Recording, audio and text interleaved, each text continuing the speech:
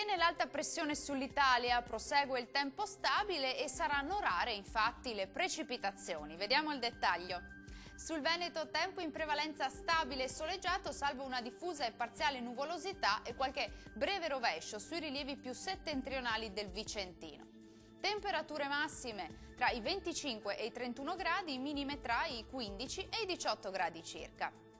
Spostiamoci ora a vedere la situazione del Friuli Venezia Giulia. Anche qui ampio soleggiamento, sole dominante sui settori centro-orientali in genere, qualche nube sparsa in più a ovest, ma sarà del tutto innocua.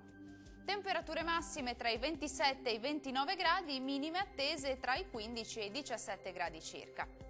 Concludiamo con uno sguardo al Trentino Alto Adige. Cieli più nuvolosi con locali rovesci e temporali sui confini alpini. Tanto sole e bel tempo invece altrove. Temperature massime sui 28-29 gradi circa, minime sui 15 gradi. Il mare sarà mosso sulle coste e poco mosso al largo. I venti moderati e nord-orientali. Per ora dal meteo di Antenna 3 è tutto, arrivederci!